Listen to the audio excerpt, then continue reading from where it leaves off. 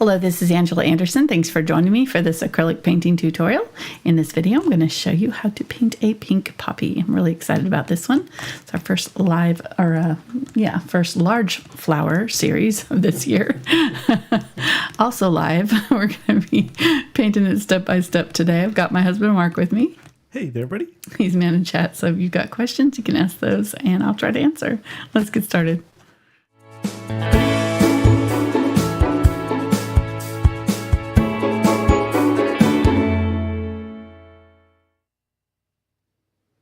All right, so I'm using a 10 by 10 inch canvas today, and I have prepped it with just a light coat of Quinacridone Magenta, so less than that, just like a little pea size, and used some water and glazing medium just to kind of brush it around there and get a good even coat.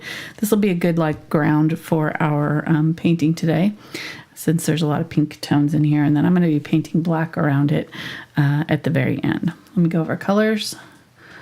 Got carbon black, burnt umber, burnt sienna, Indian yellow hue, quinacridone burnt orange, and quinacridone magenta. That's going to be our main color. Dioxazine purple, a little bit of ultramarine blue, unbleached titanium, titanium white, and this is gloss glazing liquid.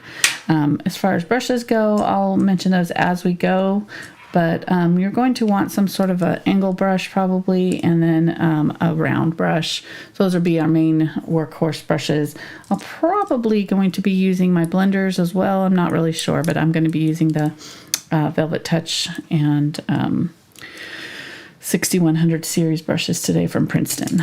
All right, grab some chalk here and let's go ahead and draw. Welcome to everybody. If you're first time in our live show, we're really glad to have you joining us today. We do these a couple times a week, so everything looking good?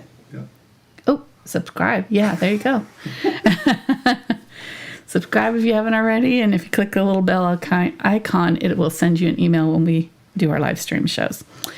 All right, so I took this photo, and it had two poppies. They were gorgeous. They look like paper, like crepe paper, you know, if you've seen the like paper flowers that are going around right now. That's what they look like. The texture was real crepey. Anyhow, the other one had a little bit more interesting outline. I like the center of this one, but the other one had kind of more of a the petals were a little bit more loose around the outside. So I think I'm going to change that up just a little bit. And so I'm going to start with my outer area, and I'm going to come about an inch close to the edge on all sides here. So somewhere around in here, and just maybe a little bit down there. So that'll be our kind of outline here. Wiggling it in. Our center is going to be pretty much right in the center of our, like if you were to grid this in 6 parts and did a big box right here, this is going to be kind of the center of it. It's just going to be slightly up from the top, from the center. So it's going to be there, and then it'll have that kind of dark center of little, whatever those are, things sticking out right there. All right, I probably should know flower terminology better if I'm going to be painting them as often as I do, but kind of the sticky out things, you know what I'm talking about. Stamen? Probably. Well, I don't know. I don't know what the middle thing is called. There's a big middle thing, and then there's little smaller things sticking out around it. Look like a little, I don't know what they look like. Anyhow, all right, just moving on. The big middle thing for me is my stomach. And it sticks out more every day. Word. So we'll just call it the stomach of the flower. Okay. I like it. It's the belly button and the stomach. Exactly. Okay, check. I like it. It works. All right, so once we get our back area open and our center part kind of started here. Oh my God. then we're gonna start layering in the center petals, and basically it's kind of like a rose, or most flowers will do this, where they'll have two petals coming in together, and then they'll have another petal. The next layer is going to kind of cover over that a little bit, and come in around like that. So, and they're all pointing down and meeting up right here. So when you're paint or doing your flowers in, just kind of always you can make up petals, as long as you kind of know sort of where they're all pointing to. So we're going to just make sure that they're all kind of coming back down in here, and that makes sense, because you don't want to kind of do a petal that kind of goes off here and then looks like it's, isn't pointing back towards the center at some point. So, all right, I'm going to do like that. I am going to leave this one in here.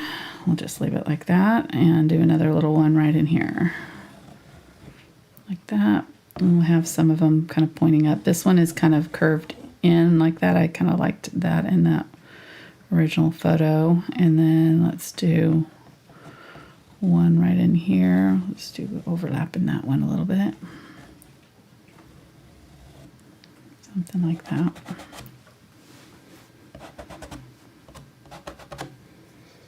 So, all right, that's looking good. Let me tuck one in here underneath, and then just do a couple smaller ones that are kind of filling in this little area here.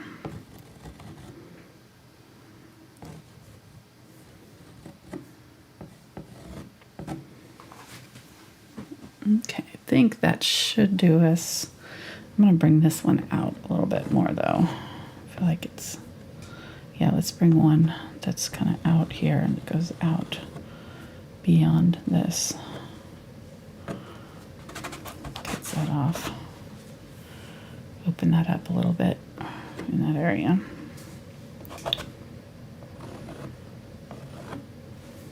Okay, let's get our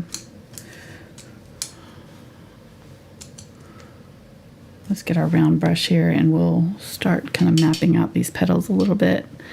We'll have a good reference to go on. So I'm gonna use a little bit of just a little bit lighter magenta here, magenta and white.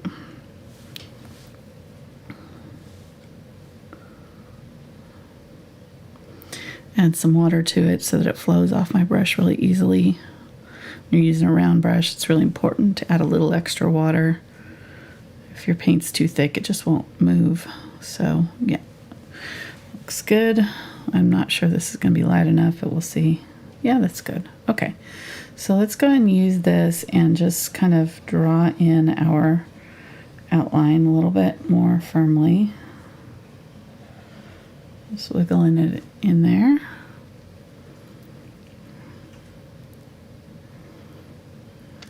Let's see.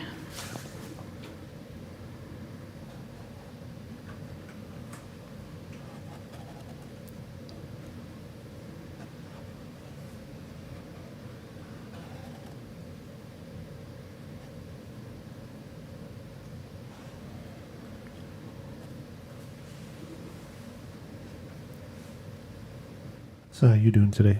Doing good. Yeah, that's good. Yeah, I'm feeling much better. I woke up with a terrible migraine, but I'm really doing a lot better right now. The wonders of Advil.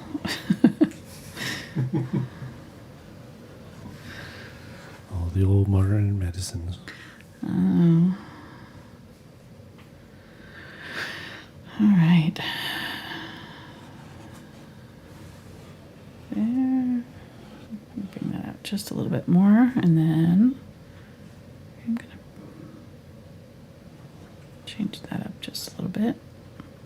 Sometimes you can draw it, and then once you get kind of painting, doing this step, you start seeing things that you didn't really notice when you were kind of first drawing it. So this is a good step to do.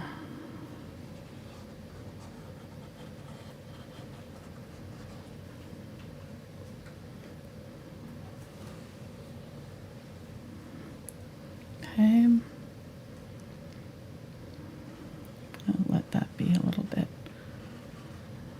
opened up right there. We can get some nice dark in there, get some depth in our flower.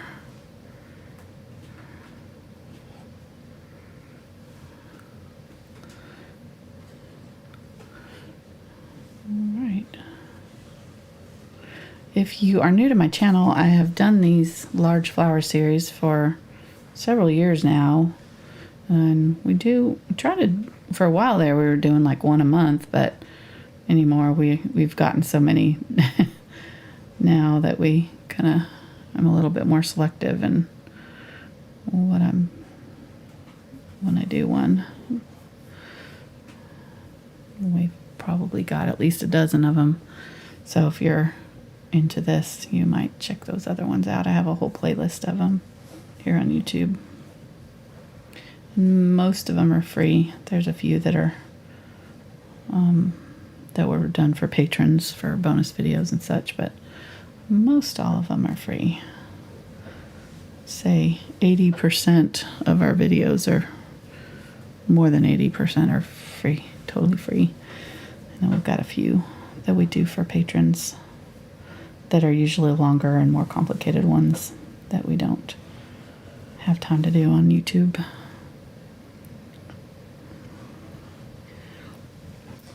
Well, at least the tank playlist is 100% free.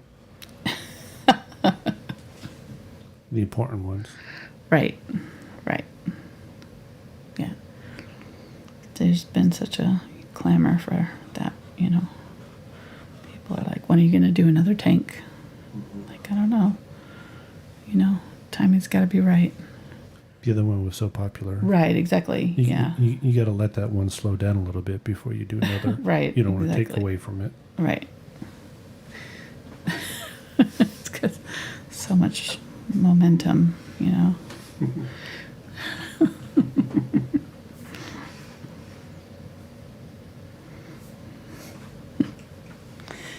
All right. There we go. Okay, that's looking good. Now I can kind of see generally what my petals are doing and what it looks like, and if I want to change anything now, it's going to be easier to do. But I think I'm pretty happy with that. We'll go ahead and I'm going to add a little bit of yellow and go ahead and just kind of put in that center a little bit to the belly button. There we go.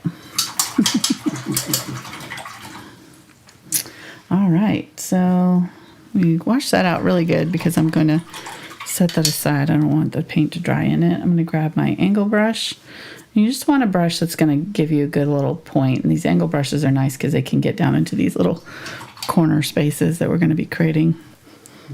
And let me go ahead and I'm going to spray my paints down really good because they've been sitting there a while.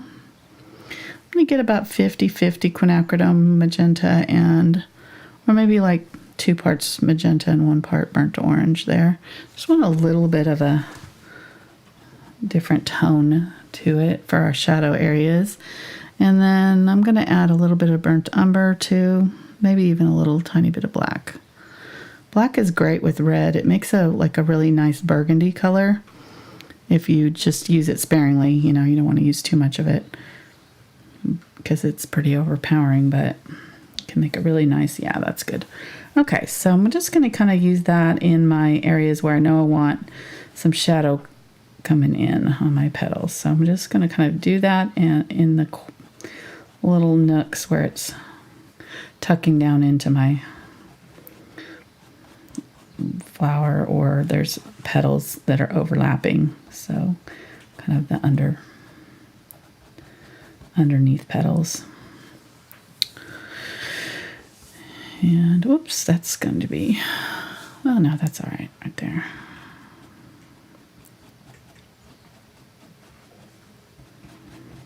And we're having to kind of make this up because I'm not exactly, I don't have a exact photo of what I'm painting here. So we'll just kind of go by my photo and kind of see where the light was coming from and try to tuck the dark colors into the right areas, but we kind of generally know where they're going to go. And I'm going to go right up in this dark area in the center here and make sure I have it nice and dark around belly button, or stomach.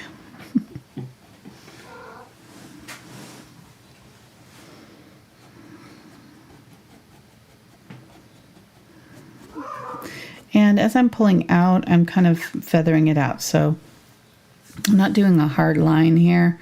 Kind of as I'm pulling out from the center, wherever that dark area is, I'm making sure that I have it just kind of softly feathering out. You can even kind of turn your brush to this side and do those lines that are in our petals, you know, the little ridges that we're seeing. Just making sure that I'm always kind of facing these out from the center. So these lines are gonna go out from the center just like our petals are doing. So kind of like a spoke. If you think about this as the center, all of the petals are kind of gonna radiate out from there generally. Some of them are gonna curve a little bit because they're turned or something like that, but if you were to pluck the petal off and look at it straight on, you'd see that it's all kind of where it's attached to the flower here. All of those little lines are coming straight out from it. So I'm getting a little bit more of just the magenta here and using it on this side because this is kind of the lighter side. So the highlights are not quite, or the shadows are not quite as dark in these areas. More lights hitting up here at the top. And saving our really dark shadows for kind of the middle areas and around the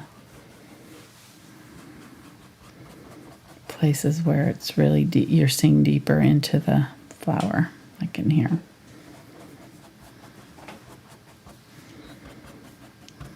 Okay, it's looking good. So now it's just a matter of kind of finding some mid-tones, and we'll start adding those in. So I'm going to get my magenta and some more white.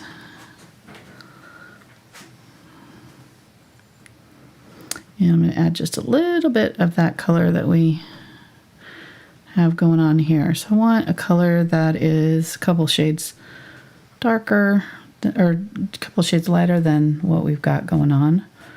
I'm going to start. It's probably going to be very similar to what is in the background. I think I want it a little bit darker than that. So maybe, yeah, maybe a little bit better transition between that really dark area. And I can grab the little really dark too and put some of that back in as I'm adding this color.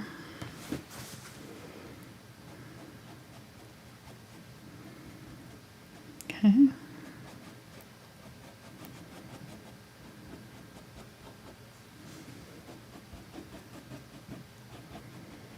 In some of the past videos, I've kind of done each petal individually, but this is a kind of a more efficient way of doing it, I think. So I'm trying to speed up the process a little bit, make it a little bit more streamlined. So you're kind of doing the petals. Teaching some different effects? Yeah. Or techniques, should I say? Yeah, techniques. Techniques. Get some lighter color and pop in some lighter color around where I'm seeing the highlights. This one's kind of turned sideways, so we're seeing the outside of this petal and then the inside right here. And same deal for this one. This one is curved up.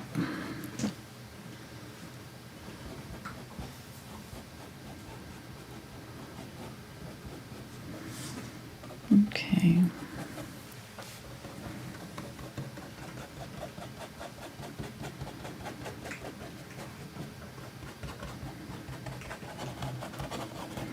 This is just kind of a filling in the rest of my flower here.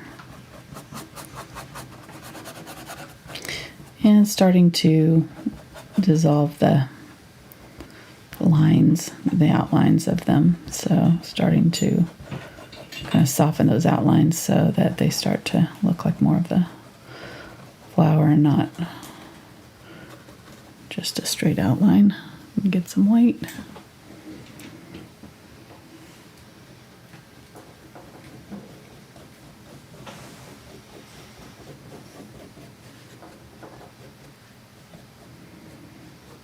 Start adding some of that in. Again, kind of using the edge of the brush so that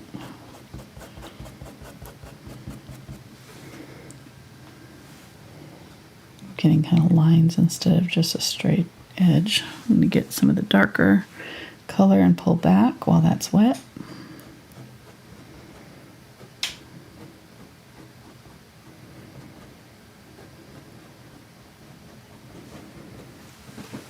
Okay.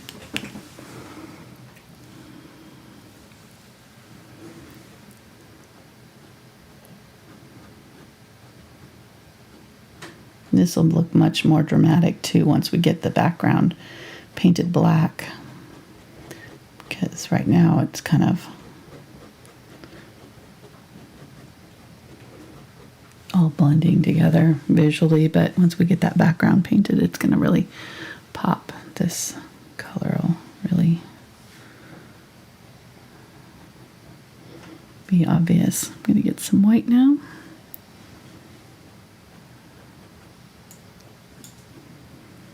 Go along the edge and just start. It's not pure white, it's mixing a little bit with this color that I have.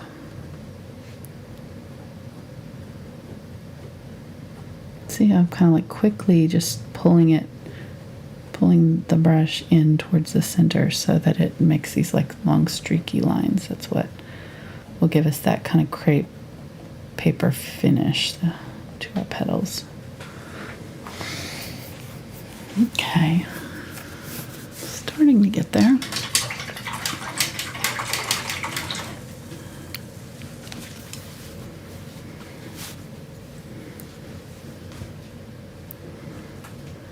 Go ahead and finish up the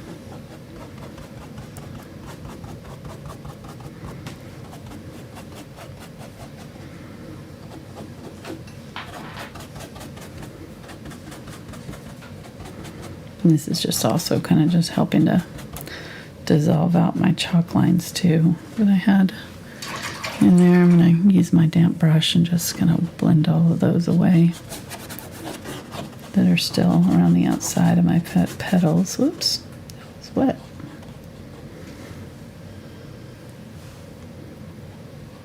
Yeah, I'm going to be painting this background black, so it's fine if I make a little mistake, but I do want to blend this in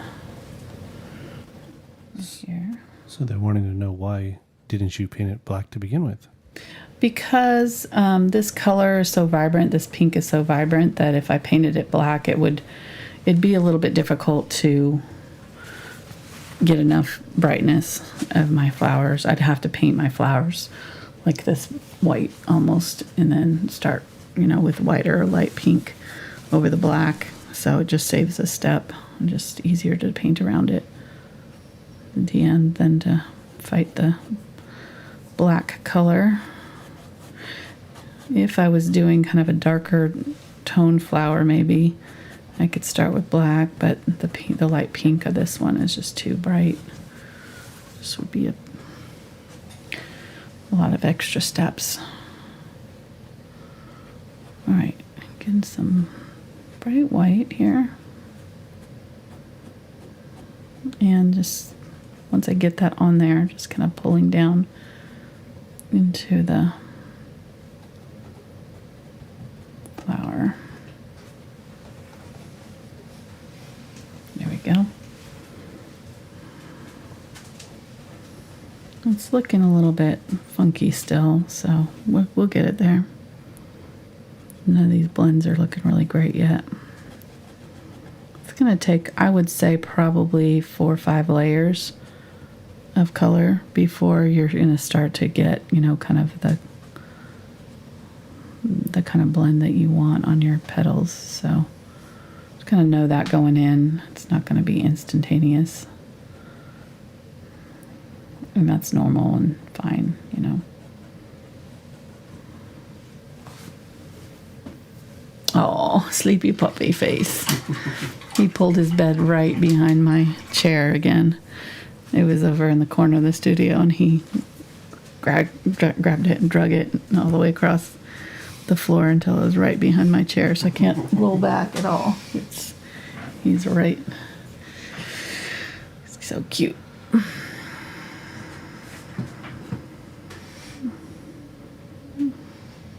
I have to say, though, as much as he loves me, I think he kind of likes Mark more. He's daddy's boy. For sure.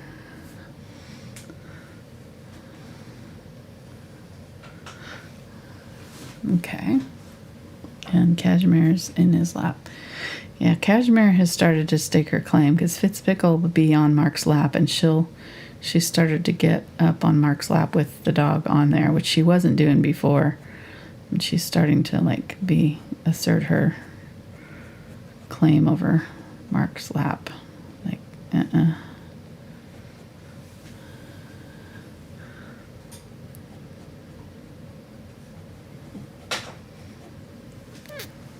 Even if I have to touch the dog, I'm gonna.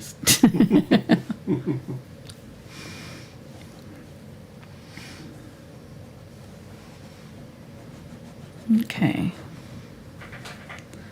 So using the darker magenta and just kind of pushing back, and it's just a delicate kind of balance of back and forth here to get the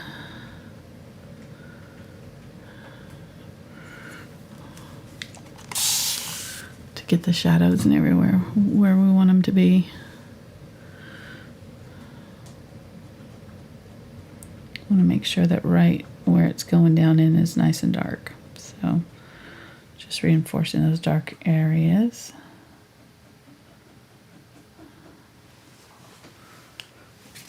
Nice. Got some good movement on that one. I like that one. And then I can use the white really thick on my brush at the very tip to just draw in some edges of these petals that are a little bit more prominent.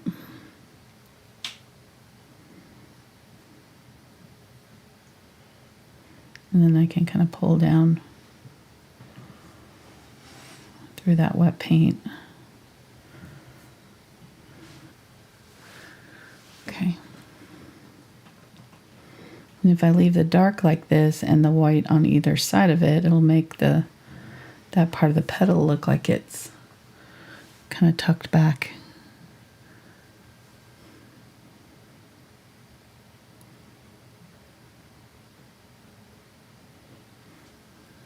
Kind of pushes that part back and then this part forward here with the white. Gives that petal some movement.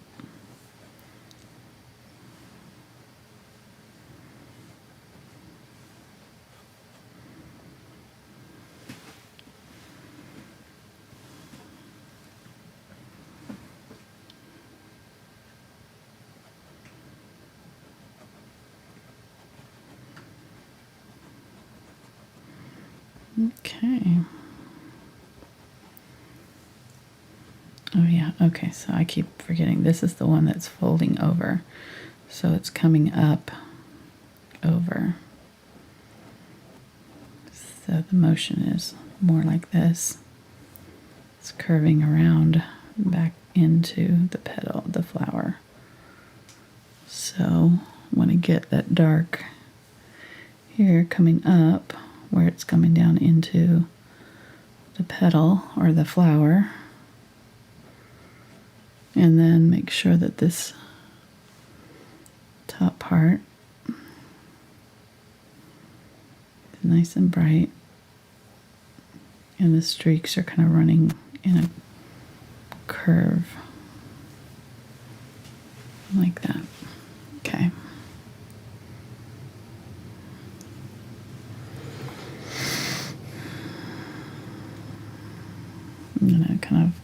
this one back over on itself so it's sort of folding back in. And let's do this one. It's tucked in next to it. Again, using that bright whitish color and then kind of just pulling down very quickly. Little short, choppy brush strokes to pull it down into that dark, overlapping it a little bit. And working back to front too will help, so that if you do go over, you know, this petal, say, you don't have to redo it. You know, if you've already gotten this petal just perfect and then you do the one behind it, it can be a little bit frustrating when you know, overlap it where you don't intend to or something like that. But kind of work back to front, then you don't have that as much issues with that.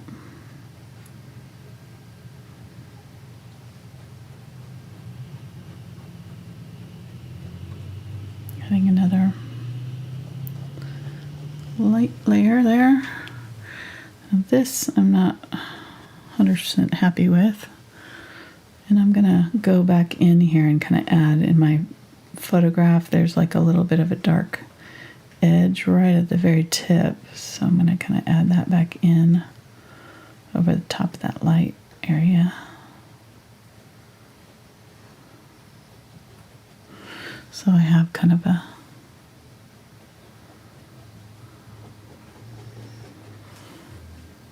dark like dark going on.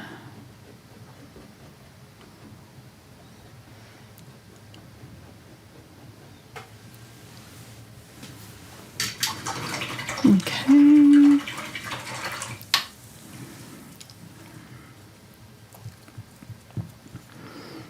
Getting more of the magenta there. Spray my paints again just to keep them wet. I'm going to get a little bit of the purple this time. Maybe do a little tiny bit. I don't want a lot of purple because I don't want it to like turn into a purple flower, but the purple kind of gave it a little bit more of a violet leaning. I can also use a little bit of the Ultramarine Blue with some white. That's really pretty, like a smoky bluish color, and I just want to add a little bit of that in here and there just for another tone.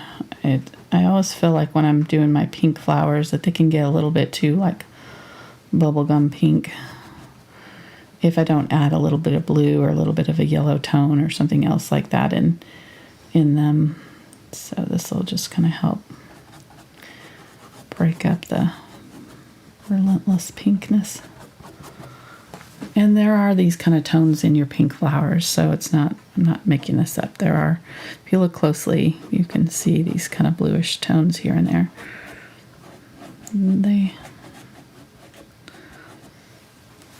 There we go.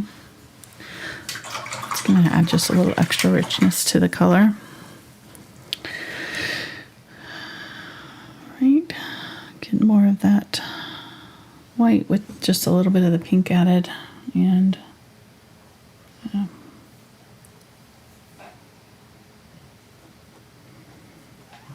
put that dark or that bright white along the edge, and then just kind of pull it down. And I just put the blue on this one, so it's kind of going to mix with the blue a little bit.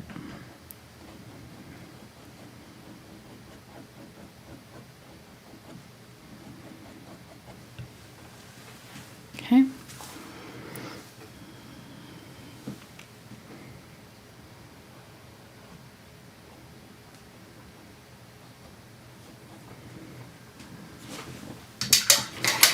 I think I might add my black around it right now because I want to see those edges. I'm not able to see what I'm doing with that edge, so I'm going to do that really quick.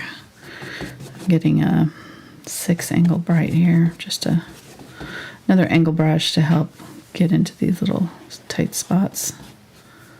But this will just help me be able to see what am I doing along the edge. of my flower.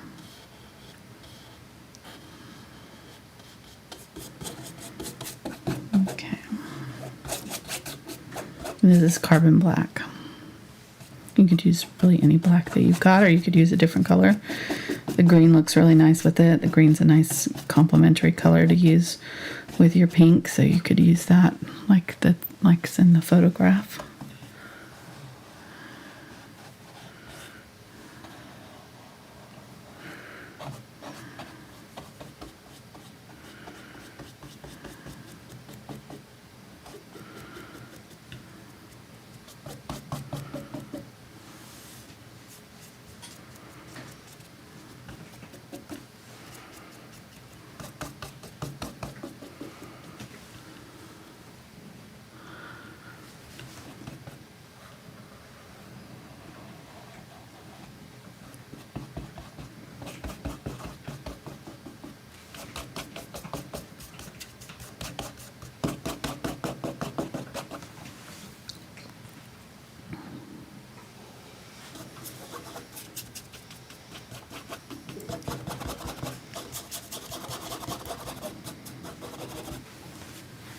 Okay, now we're starting to see what's going on here.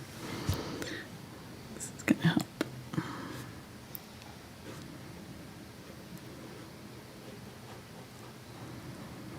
Also, get those little ruffled edges in there.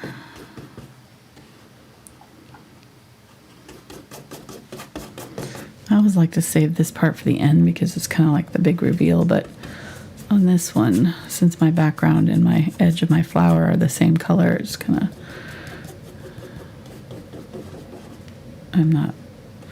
I was painting into nothing, you know.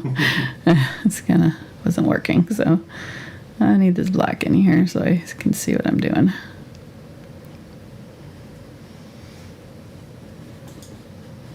Okay. And just make sure you kind of, at least I like, if you want it smooth, I like to brush out my ridges as I go, so you can get that kind of, especially with the heavy body acrylics, they can have a lot of texture.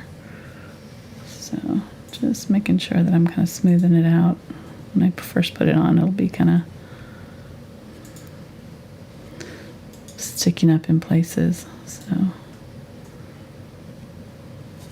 once I get my color down, and just take a second to kind of smooth those out before they dry. And you won't end up with weird lines all over your painting. But again, some people like that, so it's up to you. You can leave them in if you want. I won't say anything.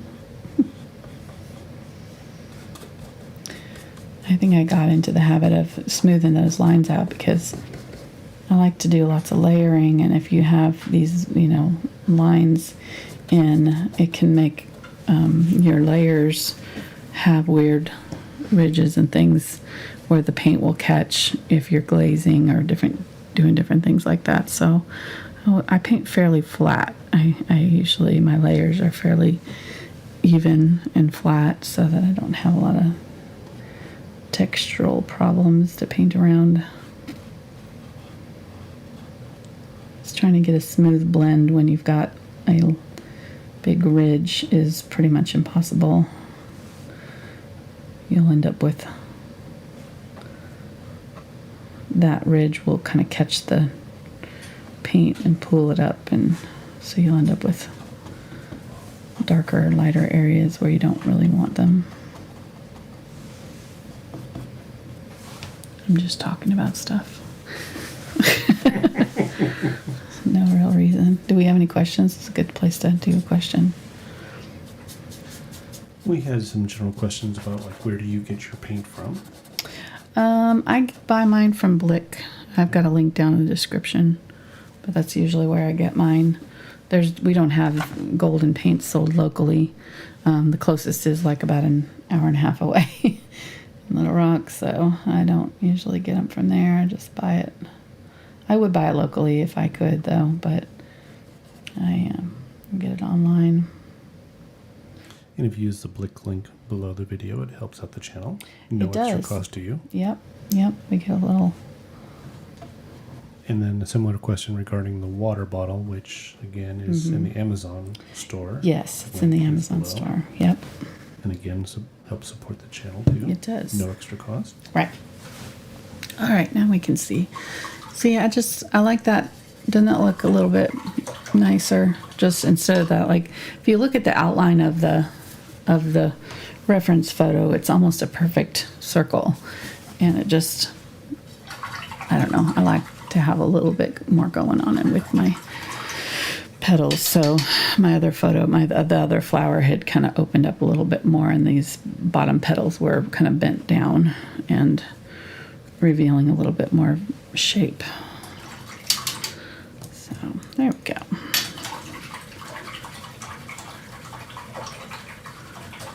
Get that really good and clean.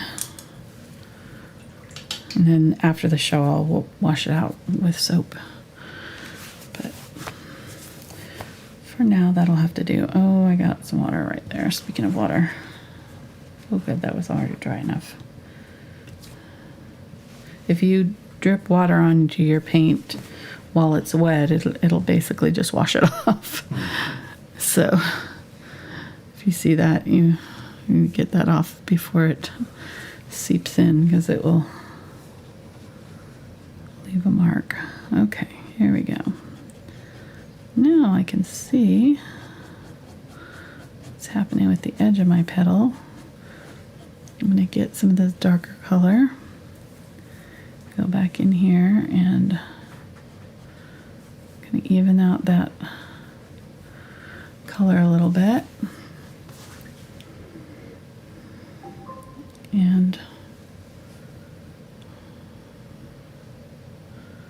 get some magenta and black. I'm gonna really darken up this area here.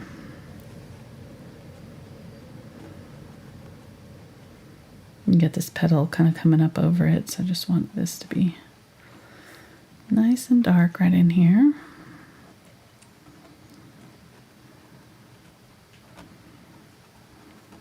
The belly of our flower. Okay.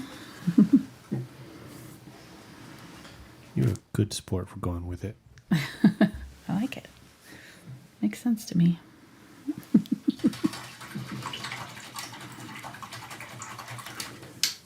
So one thing I noticed that I didn't leave enough room for this petal to open up, so I'm going to have to move this opening back a little bit. So I'm just going to take some of that darker color and just push that back so that it kind of goes like that. So the edge of it is going to tuck down into there behind the center of the flower.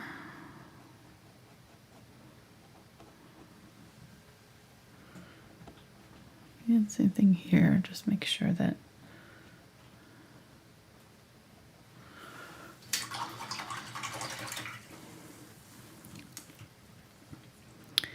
get some of that lighter color, make sure that this one has its center kind of coming down and tucking down into an area that goes underneath that center. So just doing a little line either there or just letting it kind of come down like that.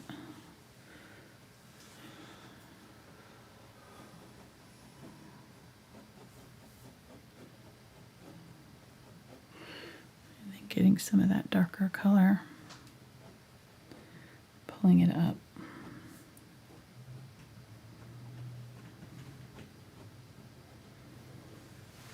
Okay. Get some of that darker color. And let's define these lines a little bit better. So now that we've got our light color in here, when we do this color, we can do it kind of semi-transparent. It's not going on super thick. It's like a little bit transparent, so I'm just kind of almost glazing the color on to just kind of push around push a little, it kind of evens out the highlights and things that I put on, so that the transition between the dark and the light colors is a little bit more smooth.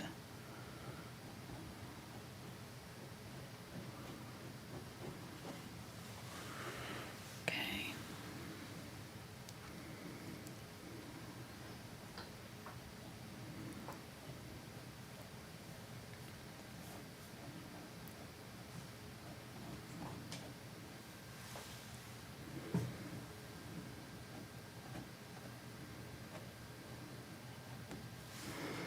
Can put the back side of this one here. Let's kind of straighten this up so that this has like a little bit of a part folding down right here.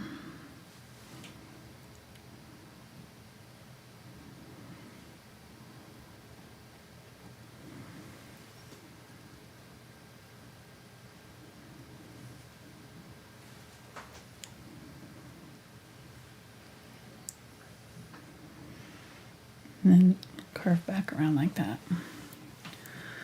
Okay.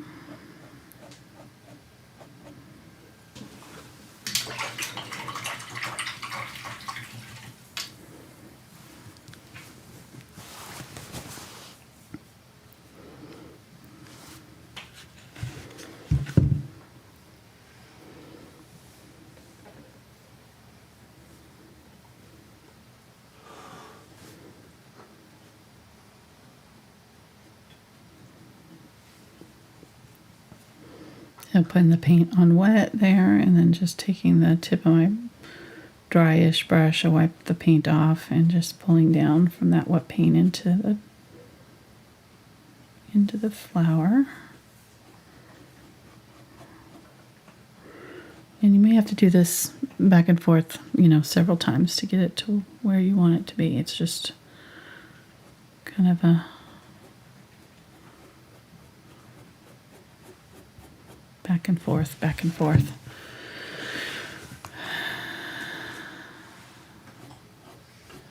Okay, we are 47 minutes in. Nail polish color, please. This is the same one from the other day, whatever that was. That is a weird name. The same one from the other day. I don't remember what the name was. Oh, this is the one that we had to go get the Yeah. pink things. I don't remember the name.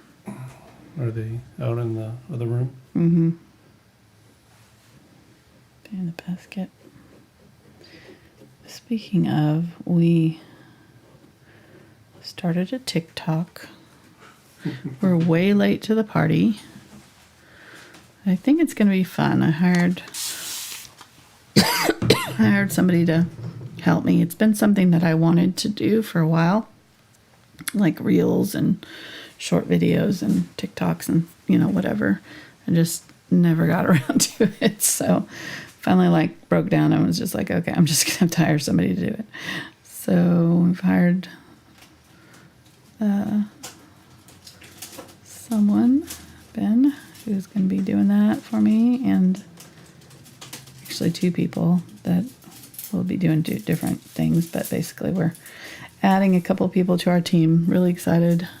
So hopefully we'll get to do some more kind of fun other videos and things that I just haven't had time to do myself. So Kaleidoscope eyes? Yes, Kaleidoscope eyes. There we go. Okay. Ta-da! Or Orly, the brand.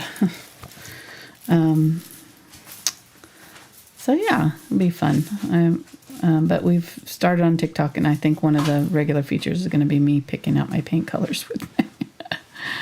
Just for fun. Why not? So what is your TikTok? Thankful Art. Yeah. At Thankful Art. All one word, right? Yep. So if you want to look it up. I didn't, it's not my links right now. So, but if you go to my Instagram, it's in my link tree on Instagram. So my Instagram's down there. Or you can just Google Angela Anderson TikTok Thankful Art or something like that. I'm sure it'll show up. Maybe. I don't know. I have 12 followers right now. It's literally starting from scratch. So if you're on TikTok, this is a shameless plug. Follow. Follow, share, whatever. We need to get on the, Whatever it's called. yeah. I don't know. I think that mainly it's just to kind of have a fun outlet. It's not really going to be a money-making proposition for us. That's not the reason we're doing it. We're just doing it for fun. So I'm sure there are people that make money off of there. I'm not really sure exactly how. I'm definitely not monetized right now, so we're just for fun. So we have a question. Mm-hmm. And the question is, how do you decide what edges to soften, and how do you do that with the acrylic paint? So if you're doing petals and stuff. Right. I usually do the harder edges along the along the top part of the petal. So right in here, if I've got a really obvious overlap. So basically where the overlaps are is where I kind of do the harder edges, and then the softer transitions will be, in the middle parts of the flower where it's shifting to dark to light.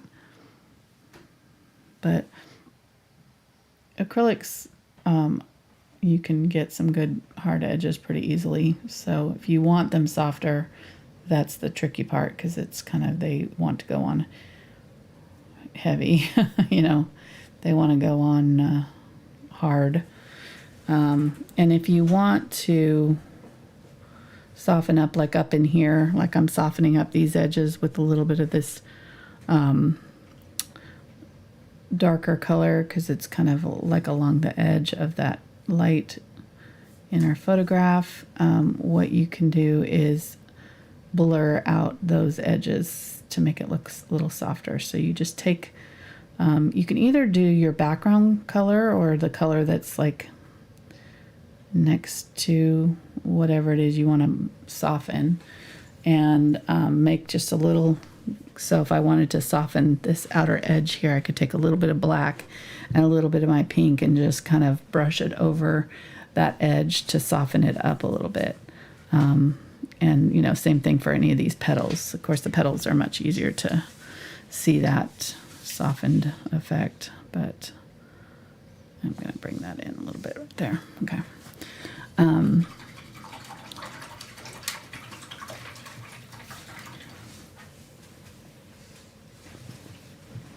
Yeah, I don't know if that answered the question. I think that's what she was asking about, maybe. Yep. How do I decide? I don't know. It's just a choice, and a lot of times it has to do with the photograph and what I'm seeing. But if I want something to look a little bit farther away, that's when you want to soften those edges up, because if you have a really sharp edge, it brings it in focus. It brings it forward. So if you want something to, like on a landscape, for instance, I want something to look like, your mountains or something, or like really far in the distance, then you want to soften up your edges, especially like the edges of your sky and your first layer of mountains or trees, by adding your sky color, just like the black, adding the pink, to soften those edges, like blur them. You add your sky color to whatever is the next layer that you want to push in the distance and soften up, and that will soften the edge and make it look farther away and all that kind of thing. Hopefully that was the answer they were looking for.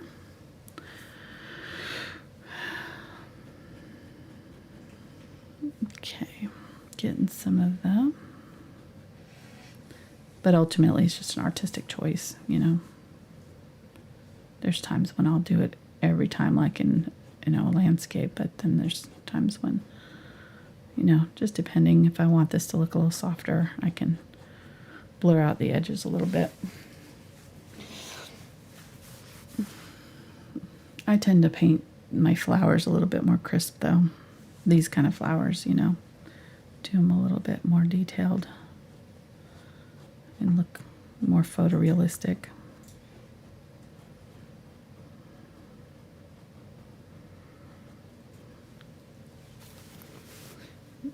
Yeah, I kind of went over my shadow there, so I'm just going to get some of my magenta and pull it back. There's a shadow right here that kind of falls from this petal.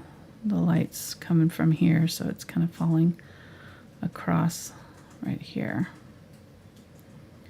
Be sure I get that in there.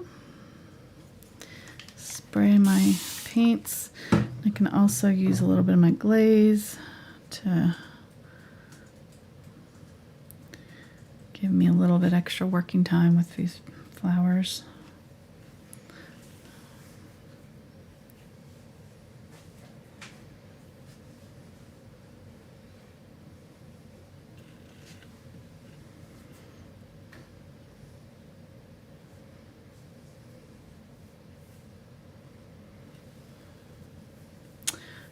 Color that's kind of in between that.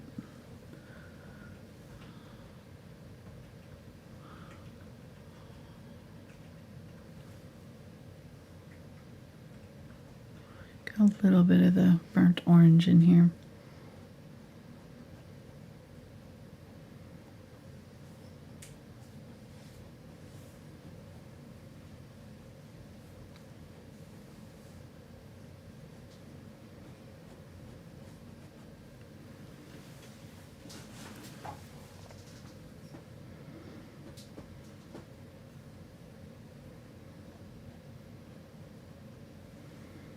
I'm pretty happy with most of that. Let's go ahead and add this one here. It's gonna kind of come behind that petal.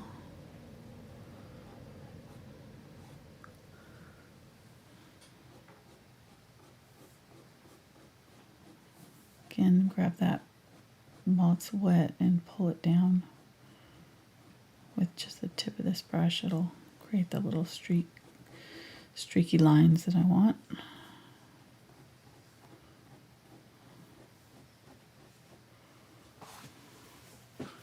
And then like right here, I'm noticing that these two are, you know, the exact same color. So if I want to tuck this petal behind this one, I need to change the color of it or the value a little bit, make it a little bit darker.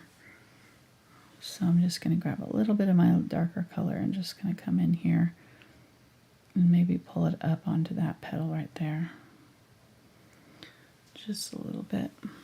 You got to let it dry. I might even need a little bit darker. I'm going to get a little bit of the darker and start at the bottom there and pull up.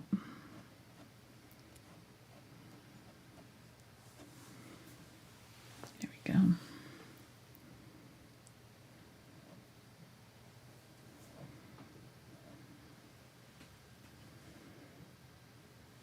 So this petal will look like it's kind of trying to emerge right here, and then this one's a little bit underneath it. So we can give it a little bit of a darker color right here, a little bit of a shadow where it's separating out.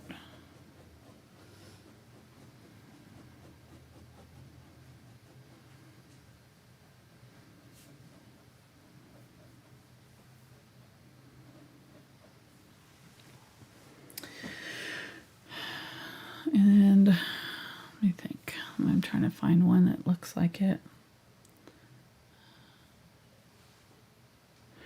Yeah, so I might instead of curving this one up this way, I might just pull it out over right here. Let me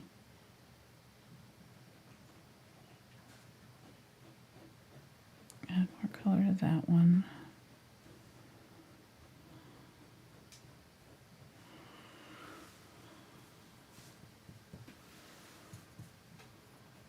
Looks all right. We'll let that set. I'm gonna go move on, let that dry because it's pretty wet right now.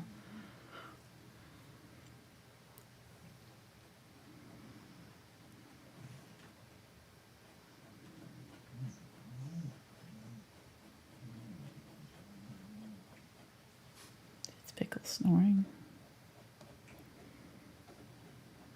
Dog.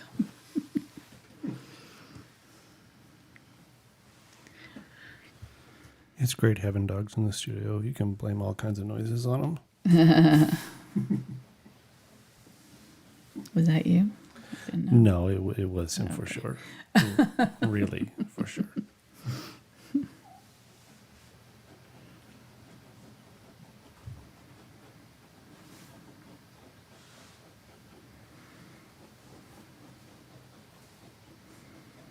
Yeah, I just need to let that dry.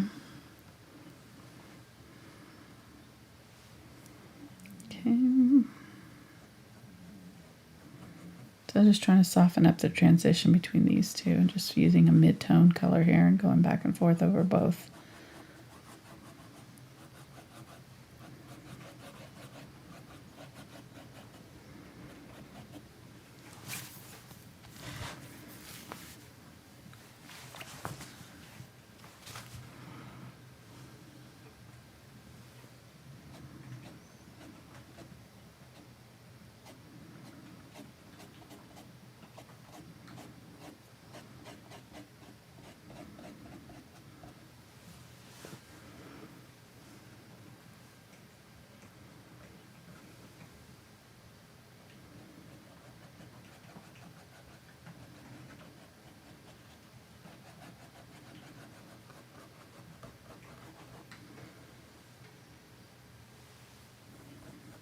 These lines in here to make it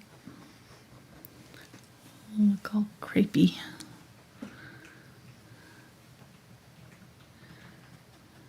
And getting the kind of mid-tone color flow down in here.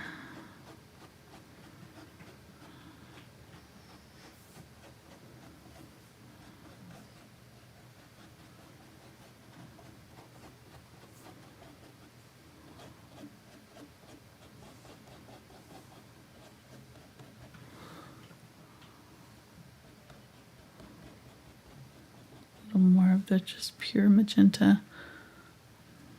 I got a little bit of this white still in my brush, so it's, oops. Where did that come from?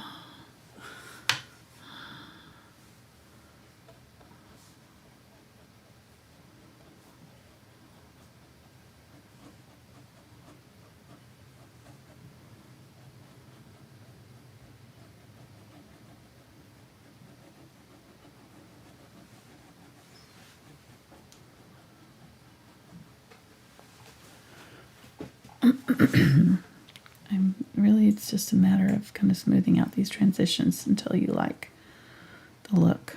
So it's not really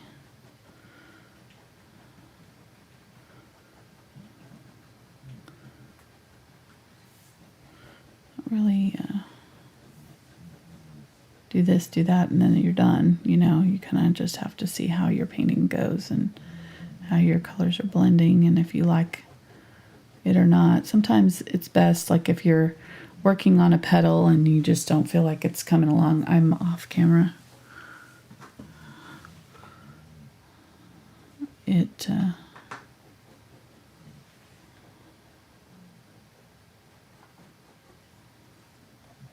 Sometimes it's best to just leave it alone and come back to it, you know, like this one, and then, you know, can make it easier to see what to do with it. So this should be dry now, so I can take the magenta from my dark area and just pull it up.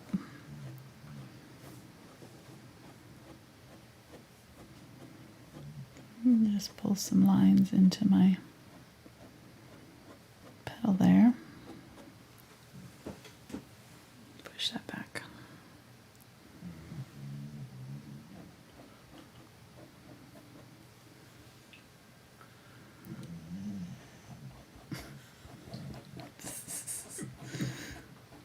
Dog snoring sounds in the background.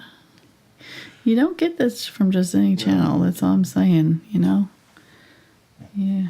That's how we separate ourselves from all the other just regular old ho-hum painting tutorials. You get the real live experience here. Sometimes barking dogs. Sometimes the fly. Neighbors' trucks. Sometimes it's she flies, who shall not be named. Yeah. our quote Amazon assistant. Amazon assistant. Uh-huh. So, how do you spell eggs? Oh, she just lit up. We better not. How do you spell eggs? Yeah, we're talking in the kitchen. I did a timer for my tea. The tea timer went off, and I told her to, stop the timer. And then I said something about what smells like eggs. Yeah. And she's like, you can spell eggs, E-G-G-S. And I'm like, I was not talking to you. And I didn't even ask for that, but okay. Oh my gosh, it's a little scary sometimes. All right, I'm going to start adding in some of this warmer white since I've got it over here on my palette. Might as well use it. The warmer white will kind of bring out some richer colors here too into our pink. It'll kind of just give it a softer, see how that's kind of gone from bright bubblegum pink to kind of more of a softer, warmer tone. And it actually a yellowish, even though it's a little bit like a slightly darker in value, the yellowish white can make it look brighter because of the yellow in it. So, and it'll be a nice contrast to our cooler purpley pink that we've got going on here. That magenta has got a lot of purple in it. Not that we've added, but it's just already kind of a purplish pink color, more on the closer to purple than red, or orange or whatever. So I am going to, let me see what I want to do. I'm going to push, I'm going to pull this one in front of this one just a little bit. Right here. Maybe we should just make a whole nother petal. That's what I probably should do. Right here. I'm just going to put another petal in. Right in here. Kind of bridge the gap between these two because those are they were fighting each other. Okay, so I'm going to put another little petal in right there. I'll push both of them back, and then we don't have to worry about where they're transitioning. Just need to make sure that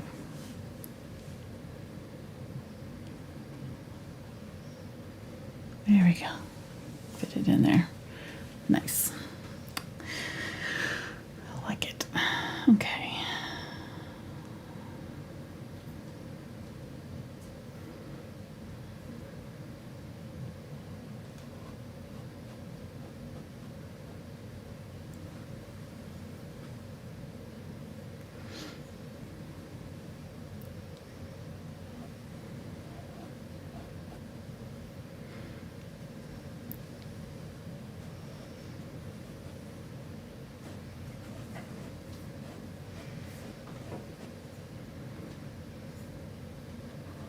So anyhow, back to TikTok. I was talking about where we're joining it. We're going to be trying to do some kind of more behind the scenes type little stuff in there. So it'll be fun. So I'm going to be showing my fingernail polish process on there if anybody's interested. Doing laundry? No, we won't be doing laundry. Okay. I need to do not laundry. that far behind. Not that I. Just a little ways. No, but I might do some gardening stuff. Who knows? It'll be more of a slice of life Okay. than YouTube and stuff. The nice thing with TikTok is that I don't have to worry about what the algorithm's doing because it doesn't know us, so we can do whatever we want.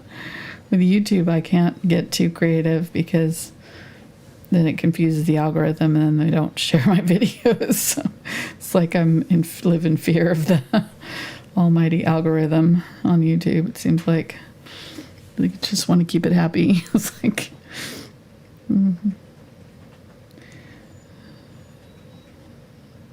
And I'm not the only YouTuber that'll tell you that. It's kind of a mysterious beast. You don't know why some videos get favored over others, but all of a sudden I'll have a video from 2 years ago that'll suddenly start getting shared, and you're like, really? So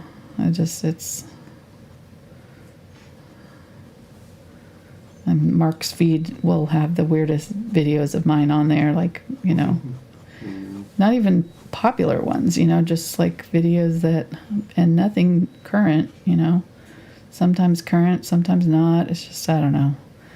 The safest thing for subscribers to do is to either join our newsletter or click that little bell icon, because then you can just bypass the algorithm altogether. Because unless you've watched somebody's video, even if you're subscribed to them, unless you've watched somebody's videos within the last couple weeks that you've been on YouTube, it basically just drops them off the face of the earth, and you won't actually see them show up on your feed. Even if they have recent videos, they won't show up. So it's just the way the algorithm works, and I really hate it.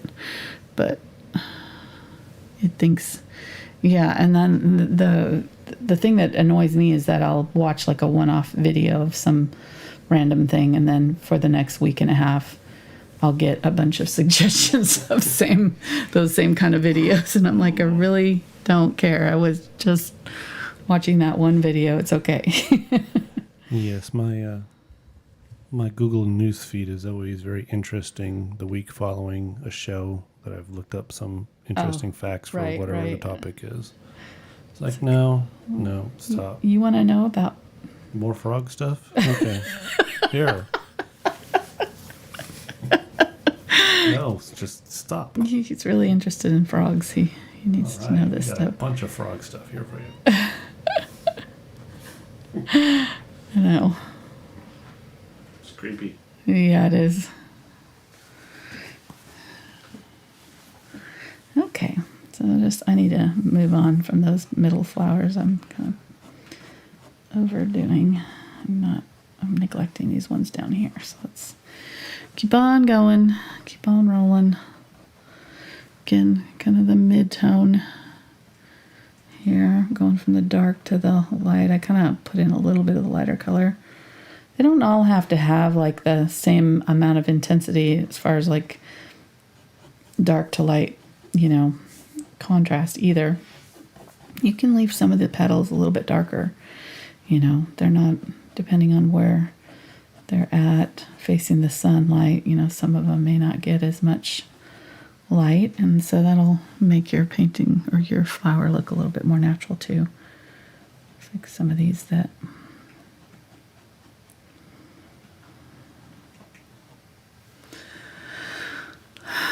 they're sticking out here.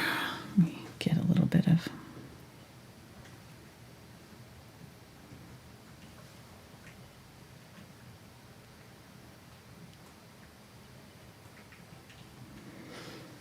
see.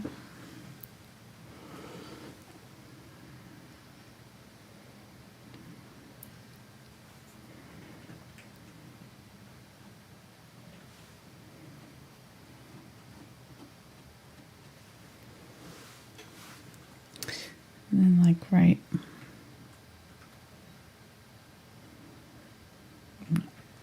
ruffle that edge a little bit. And then just make sure that this transition right here makes sense. So get maybe a little bit more of the white and just tap in on that so that you can see that line going from here all the way around.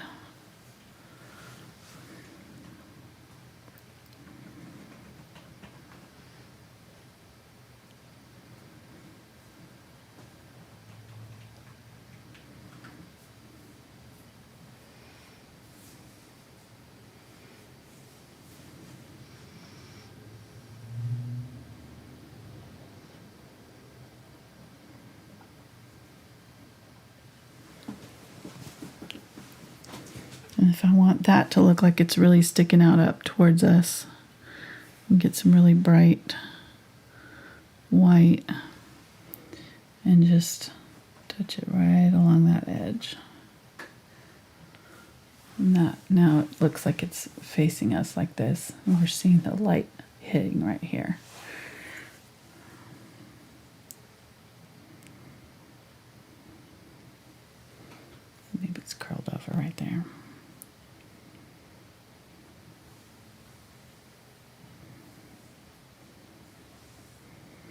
And when you're doing that, you don't actually have to blend that in. It's probably better if you don't, because then that really makes it look like it's standing on its edge. So every now and then I'll do some of these petals that I think, maybe like this one, are kind of facing us, sticking out towards us. And just hit that bright white light, and now it looks like it's cupped, and we're just seeing that bright tip, and it's got a really good contrast between this light and dark area. That's going to bring that forward.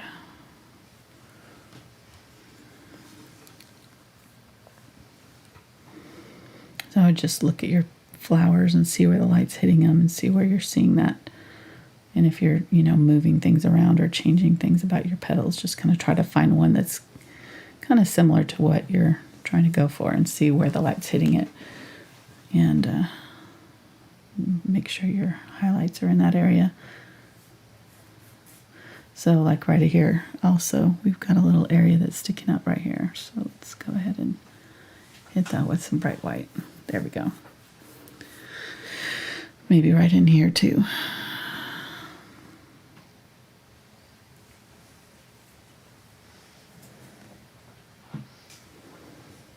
And this is one of the last things that you will have to do, so just kind of save it until you kind of know where your highlights need to go. Right in here, maybe.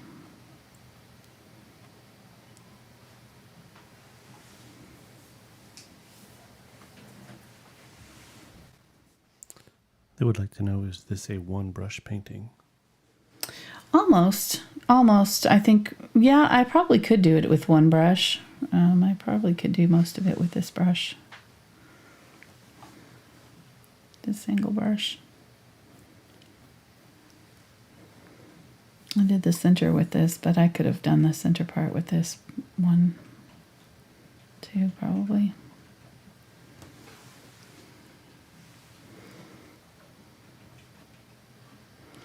I find that the biggest brush that you can fit into an area is the best one to use, because it'll go faster.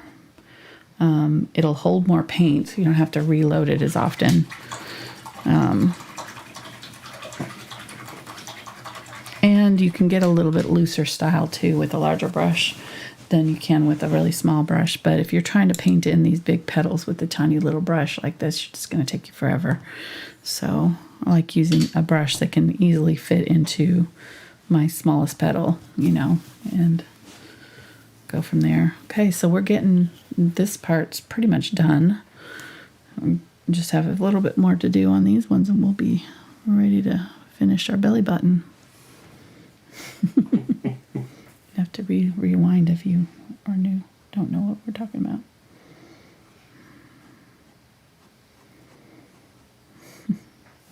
If you joined us late, be like, what? I wonder if they ever get lint in there. I don't know. This was a really funny story. So, it was funny to me. I cracked myself up. So we were going to a concert, which when we still did that, I haven't been to a concert for over 2 years. It's really sad. Me and my friend were going to a concert, and we went to a downtown area right next to our hotel, and we're walking around, and they had this garden in the square. It was in Fayetteville, Arkansas, so if you've ever been downtown Fayetteville, you know what I'm talking about.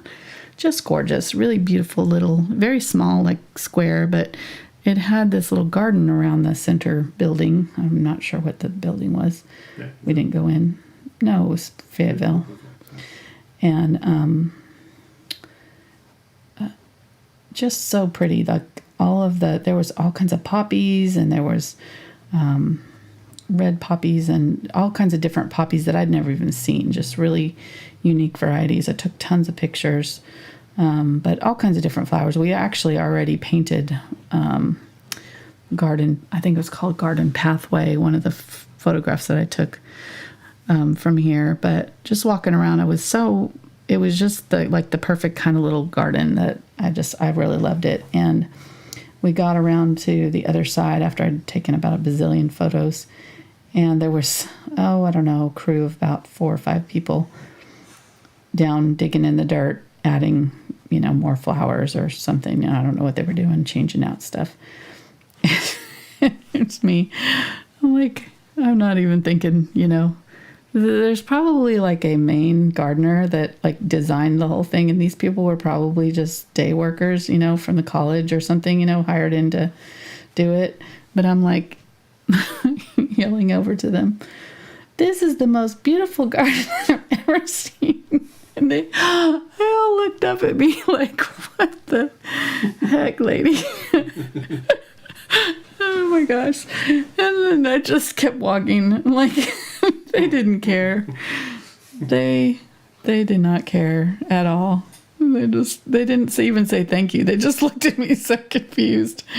And congratulations. Exactly. You did it. World's best cup of coffee. Yeah, I know. I was caught up in a moment. I had to share it. Were you sniffing the poppies too hard or something? I guess so. I don't know. Okay. It just was funny. I don't know. You had to be there, but those poor people were just like, okay. Okay, lady. Move along. Nothing to see. Oh my gosh. They don't know. They don't know. They're like, we wonder if they know she escaped. Yeah. Oh my gosh. That's not even the most embarrassing thing I've done, so,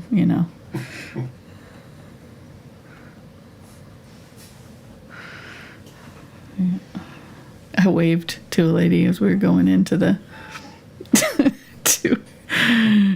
to see us play the other day. I did see a play, so there we go. I have gone out of the house a little bit. Again, another Elf reference. Did the same thing. What? He did that too in the movie. Yeah. Somebody was waving down right. a cab and he yep. waved at him. Yep, waving at. Yep. She was waving at somebody behind me. Didn't know her. And I just waved back and then walked by her, said sorry. You don't know me. I know. I haven't been out of my house in 2 years. I don't know. I haven't got how to be a person. I don't exactly. I forgot how to act in public. Oh my gosh. Okay. I can't laugh at me at the same time. Oh. She was laughing. She thought it was funny. I'm sure she's done it too. We all have. And, it didn't even occur to me that I'm like, I don't know that lady. Why is she waving at me? I'm just like, oh, hey. Well, at least you weren't being rude. True. It would have been sad if she was waving at me. And I mean, she knew you're famous, so. So you're waving like, oh, it's my fans. Right. Here, what do you want me to sign? Oh, that would be so funny. Oh my gosh.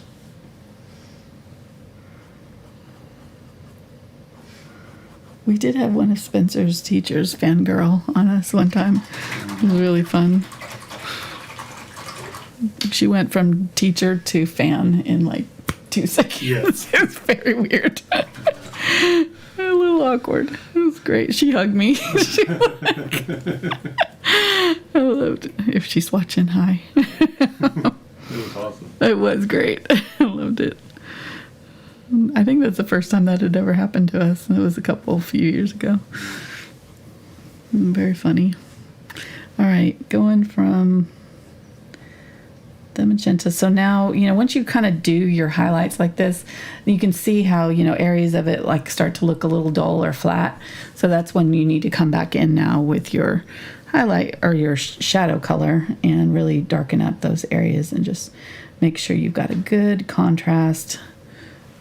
And it'll brighten up your highlight areas for sure. It'll You know, you don't have to do it everywhere, but just kind of figure out where your shadows are, and if you're missing, you know, missing some contrast or definition, maybe like making sure that that petal is really obviously separated from the one behind it. So just kind of putting some of that darker color in,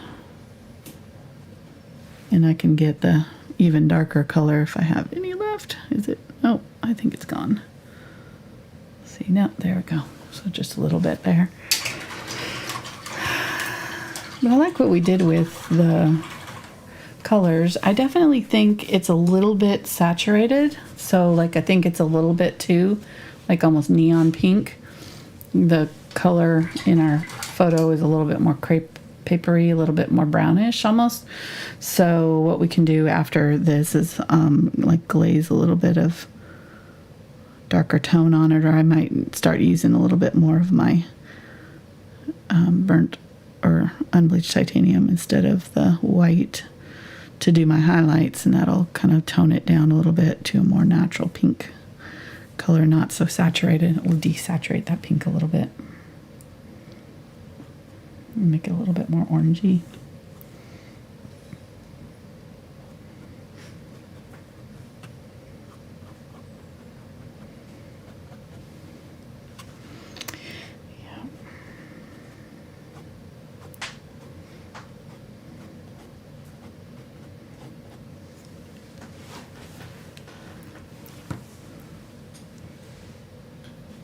You want to take some more questions? Sure.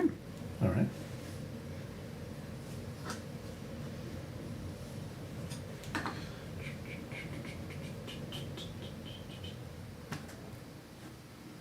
All right, so the first question here is from Dana, and they ask, if you're to put greenery in the background, would you make it blurry? Ooh, good question. And how would you do it in kind of that bokeh effect? Yeah, I think I probably would do it. Either do it, I'd probably do it like with the Filbert or something like that, and just do that little cross hatching thing and have maybe like 3 or 4 colors and just go to town, you know, just doing different, a little bit lighter, a little bit darker, you know, making sure you have a little contrast. And I've done lots of paintings with that kind of a background, so And just like the shapes of leaves and stuff. Just using the edge of the, and this I probably might even just use this angle brush, because if you want like shapes of petals and things, but going over your I haven't even used my burnt sienna, but going over it with, you know, like brush strokes like this that kind of create like little lines and shapes and things like that. What you can do is like do your darker color first, or do kind of a mid-tone first and then do some darker colors in it, or you could do them all at the same time if you wanted to, and then go back in and add some little bright highlights and things. I was considering putting one of the little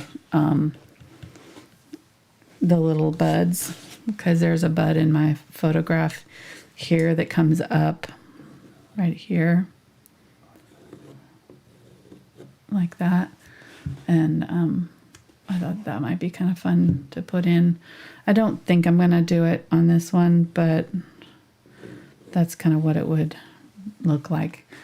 It's about the same, a little bit bigger than the center part of the flower, but if I did that, then I feel like I'd probably need to do some leaves or something else that's, you know, not just one little bud. So I won't, but I would definitely, if you're going to do it green, I would add a little bud to it as well. More questions? Okay. All right, this one from Sharon. If the walls were black and you wanted to do a series of these flowers, what color would you do the background of the canvas? Ooh. What I said. Uh-huh. My suggestion was just to repaint the walls. Let's see if yours is different. Simple solution. Yeah. I would probably do a light gray. If you've got a neutral background like that, it depends on how much of this color, the flowers that you want to really pop. You know, if you want the flowers to really stand out and pop, I would probably paint it a neutral gray or something like that. And depending on, you know, the the color, the tone of your black, because some blacks are more blue than others, you might try to get a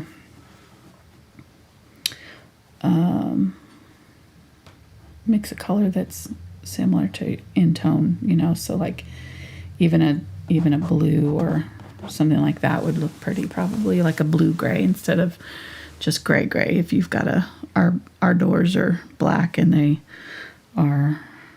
have almost like a navy tint to them in certain lights, so you know.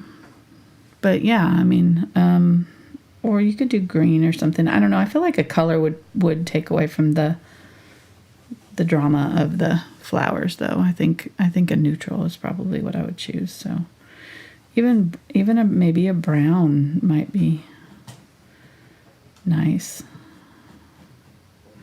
Now I would just pick something that would go with your house, though. If you're you know, going to do a whole series of them. I'm getting my darker color here. Maybe pick a color that's already in your room, you know, that would look good against your flowers. Possibly. I don't know. Like it. Yeah. Ready for one more? Sure.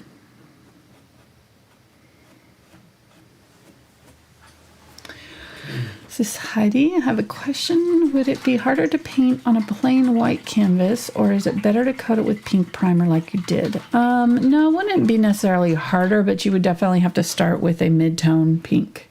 So I wouldn't go straight into the dark color like I did. I would start with the mid-tone and then do my dark and then light on top of it, because you kind of need that base of a color to start with, you know, something down to start with. Man, you ruined it for me. Sorry, were you gonna what? I was gonna say the question was from Not Jack. Not Jack. Yeah. What do you mean? Well, their username is Jack B, but it's Heidi. So they claim. They're claiming Not Jack. it's claimed their wife. name was Heidi. Right. So Okay. I'm a little suspicious. She just didn't want to be called Jack because she was. Yeah. Yes. Okay, so I think I like this. I'm just tinting this a little bit so that it's not so bright pink. Using the Indian Yellow Hue and a little bit of my pink color with my Unbleached Titanium here. And this is going to go on opaque, so I can add a little glaze to help tone it down a little bit, but I'm going to go ahead and just kind of add it to a few of the petals here.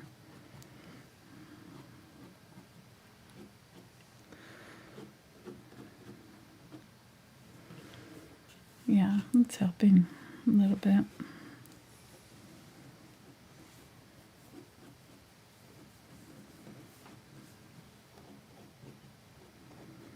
And then I'm going to definitely have to clean up my edges of my canvas because I've gone over some of them.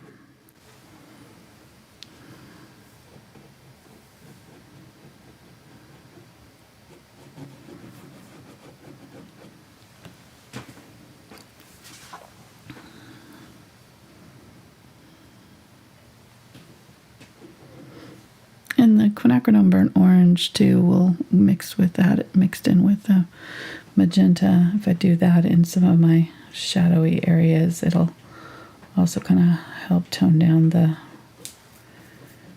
pinkiness.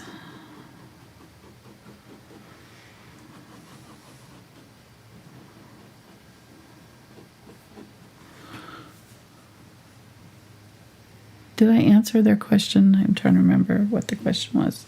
The last question we had. Yes, you did. Okay. It was about if they didn't start off with the pink Oh, background. that's right. Okay. This is my walking into a room and forgetting what I was doing moment. Sorry. I do that all the time.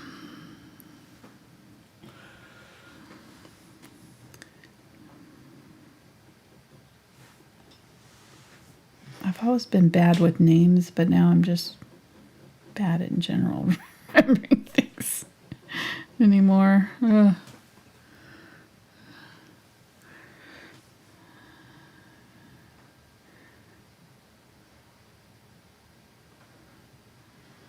Okay. Just making small edits here. Kind of like the fact that these petals down here are just slightly less bright. I might make that one bright so that it brings it forward towards us a little bit more, so we get a little bit of white on here.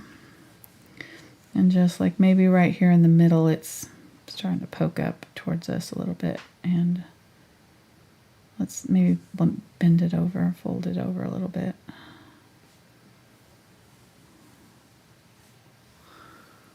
There we go. This one's already kind of got that bright white edge here, coming down and around. Popping that forward.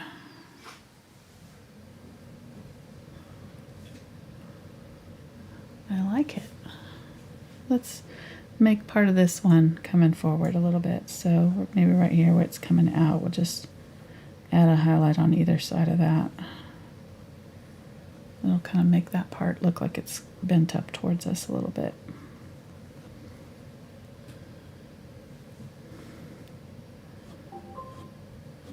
What is that noise? She really wants to tell you something. I thought you had her muted. No? Okay. He's still muted. out in the hallway. Oh, okay.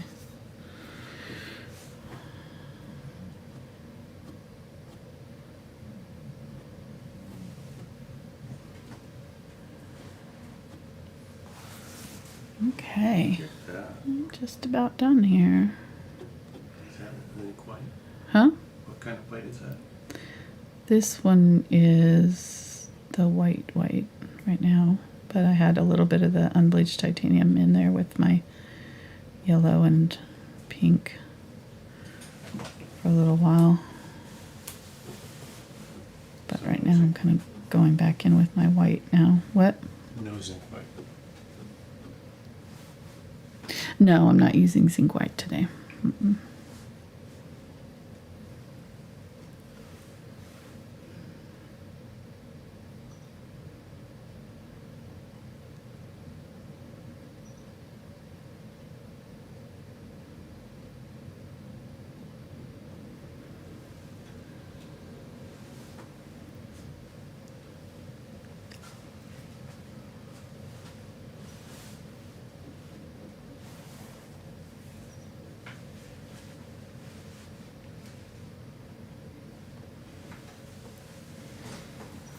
Okay. Let's go ahead and work on the center. I'm going to go ahead and switch back over to this brush here. And we'll go ahead and get the burnt umber and burnt sienna with some of that Indian yellow hue. And kind of work up a circle around this center part there. It's got like a weird little spiral design.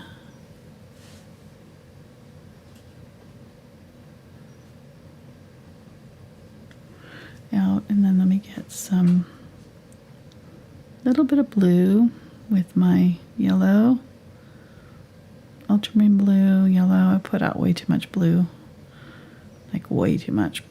Need to, and way too much purple too. Wasting some paint here today. All right, getting that kind of greenish tone here. I'm gonna get a little bit of the unbleached titanium and use that kind of in between my little spoke areas here.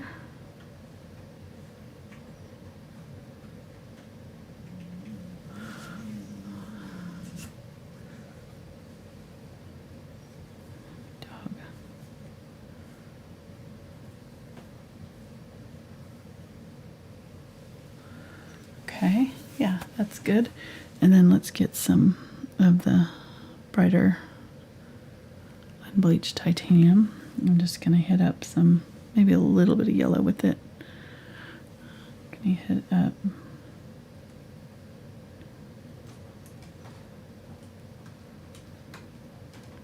Just leaving a little bit of dark space in between here, just highlighting these little patterns that are happening there.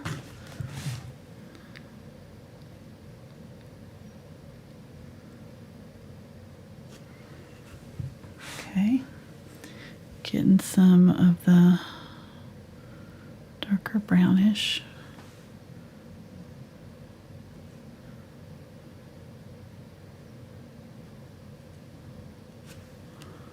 Adding a little bit of that.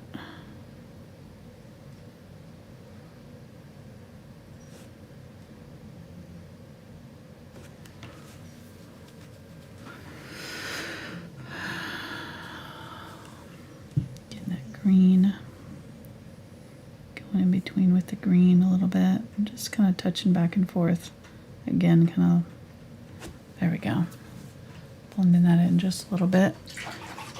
There's a little part of it that's coming down in the front here, so I'm going to get some burnt sienna and green and kind of make a front little bit of it.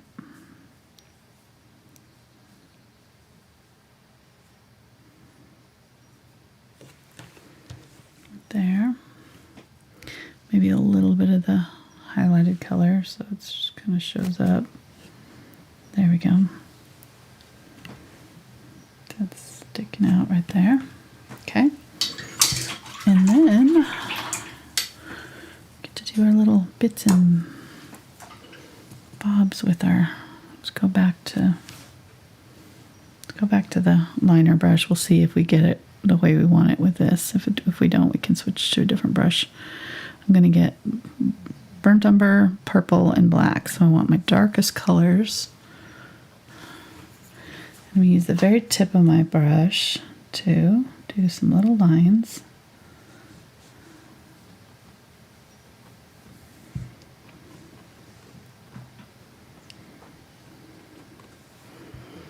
The ones down here you're not really seeing the stems, you're just seeing the tops of them, so I'm just going to dot little things, but once I get some lines in there, I'm going to kind of use the edge of the brush and draw some little small discs. I'm doing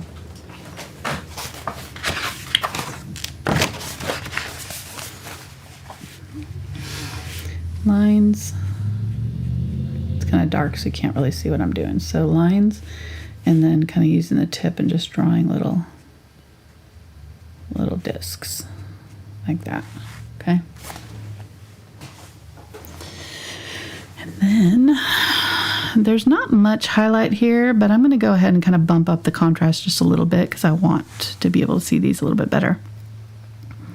So just get some of that white and some yellow with this color that was already on my brush. So the yellow and the purplish color will make a nice neutral color here, and I'm gonna just boom, like dot and dab. If you're getting too big of, these are almost too big. Make sure I'm kind of changing the angle of my brush so I'm getting different. They're all meshed up in different directions. There we go. I think I got those a little too big. I'm going to get a little smaller brush here. I'm going to get my one round. Some of these bigger ones here I want to take down. I don't like them that big. Okay. And some yellow with maybe a little bit of that green. Just do a few of them a little bit brighter.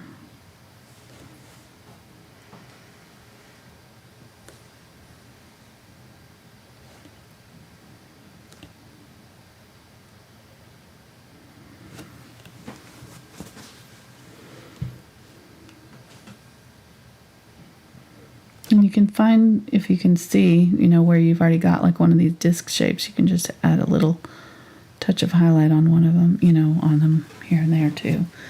It's a good way of doing it.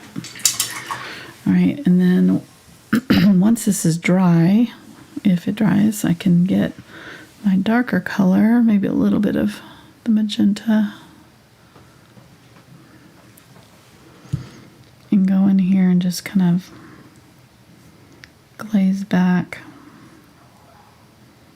the edges of this just a little bit.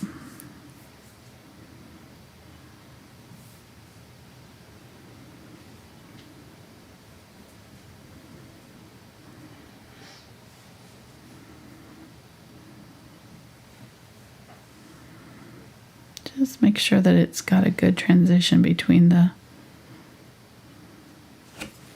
dark center of the flower and that little middle area there. It's looking a little bit funky.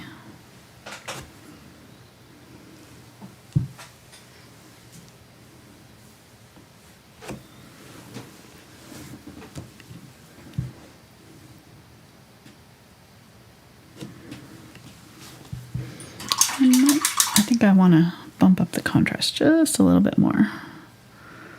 Maybe get some white with my yellow. Mix in a little bit of that green color.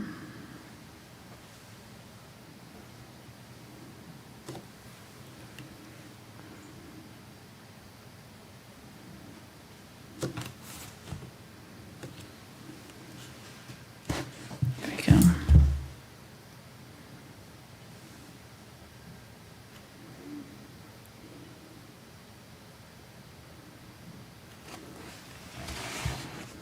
Okay, so now it's really sticking out a little bit better. I like it. So it's an Audi? Yes, it's an Audi.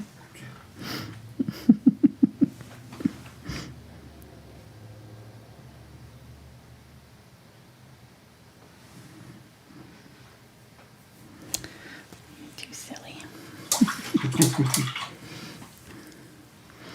And I do really want this area right underneath this to be nice and dark, so just make sure that you've got really good dark down around that base of that.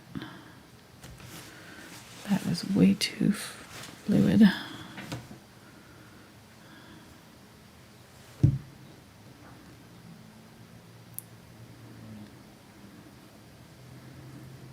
Like some of it you can see that the red peeking through, but just like right in here, I want it really dark and dense.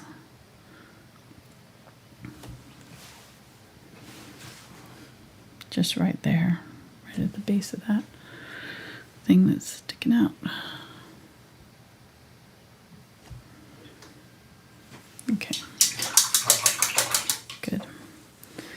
And then like right in here, I think I want a little bit darker too. So now I'm going to use this brush, maybe a little bit of this color that I was just using with my magenta.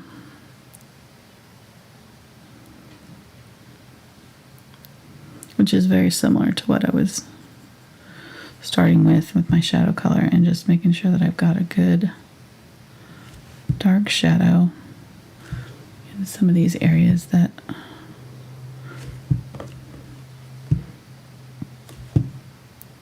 go between the petals. So just mainly coming out from the center here. This will really kind of help bump up the contrast. Okay, so I've got a weird area here. I'm noticing right here where this petal and this petal and this petal overlap. I've got this really weird little thing going on here. So I need to just figure out which one's in front and which one's behind, because right now it doesn't make sense for this one to be underneath this one. This should be over the top of that back one. So let me get my pink and just bring it over the top of that one, push it back, leaving just a little bit of that dark right there. And then let's just go ahead and bring this one over a little bit and down.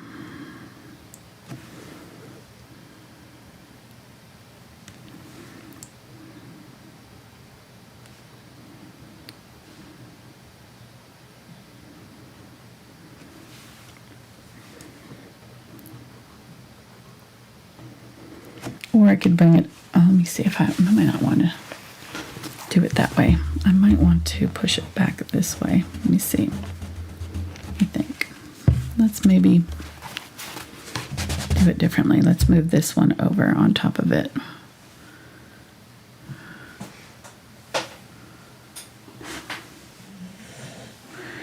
So we'll just bring this petal from right here over just a little bit more.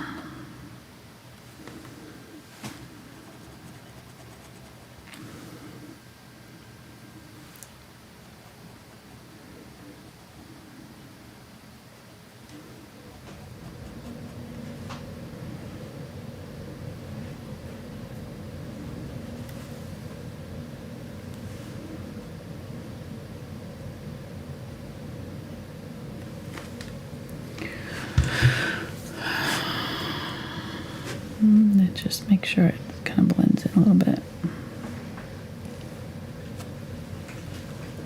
Okay, now, and then we can bring this one over and kind of end it a little bit farther in to this one.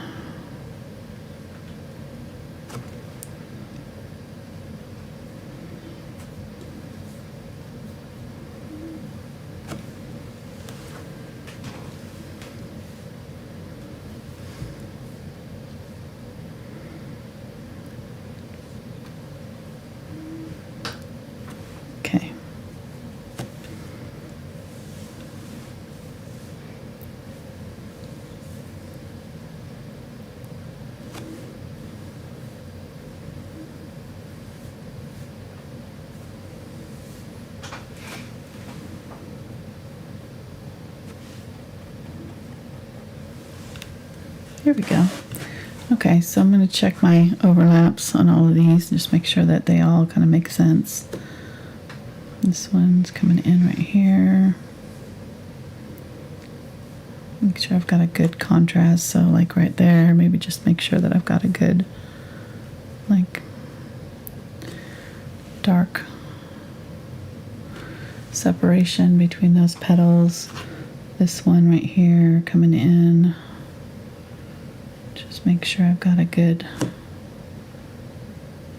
and see I have that kind of same weird thing going on right here. Let's go ahead and bring it over to that one, but maybe make it just a little bit lighter.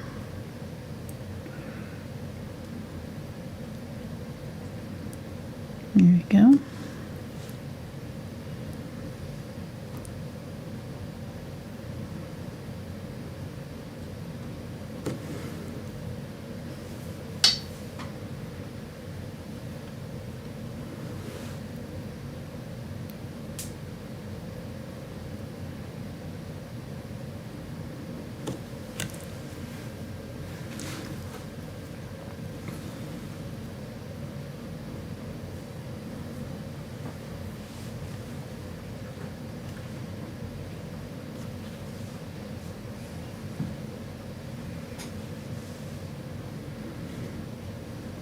Okay, I think we're good.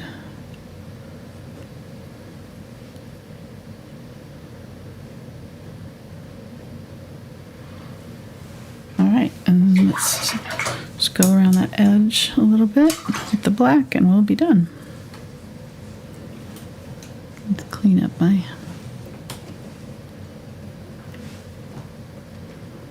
little areas where I overlapped a little bit.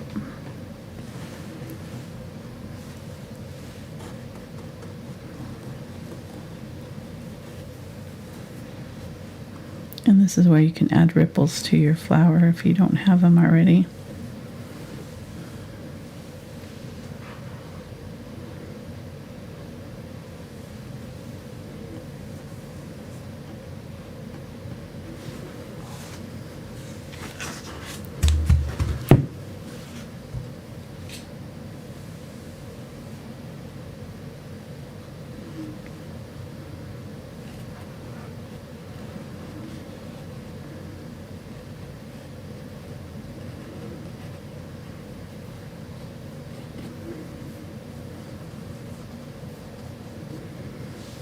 Okay.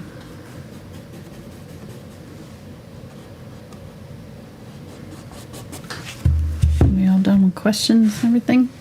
Yeah, super chat. Ooh, okay. Can do that while I'm signing it. All right. Alrighty, super chat.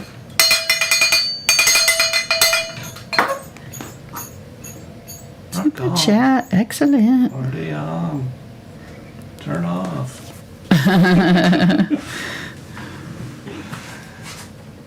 Alrighty, super chat. The first super chatter is from Patty and says, there it is. You've given me the inspiration to try some of the large flowers. Oh, yay. Thanks once again, Angela Mark. Can't wait for the March shows. Awesome. And she also wanted to know, do you have a recommendation for which one of the large flowers that she may want to tackle first? Yeah. I would start with the red poppy. I think that one was one of the easier ones, and I think I kind of went into some of the blending techniques a little bit on that one, and then maybe I'm trying to think what the next easier one would be. The calla lily one looks easy, but it was actually trickier than it. Like, it's a simple shape, but the blend was like purple and green. And it, like, purple and green, they want to make a weird color, so it was actually more difficult than it looked. So yeah, I would start with the red poppy. It was pretty easy, and I think it'd be a good way to start. It's a famous one too. Yeah. It was kind of based off of Georgia O'Keeffe. It wasn't exactly like hers, but right. But we saw it. It was on the news. That's right. Yeah, it was on the. It was I think it was ABC. Yeah, Good Morning America or one of those. Yeah. The lady was she cooking or something? And, yeah, she was talking about something, and it was on the wall behind her was my painting. The poppy. Yeah. Wasn't mine, but somebody's version of it. That was pretty cool.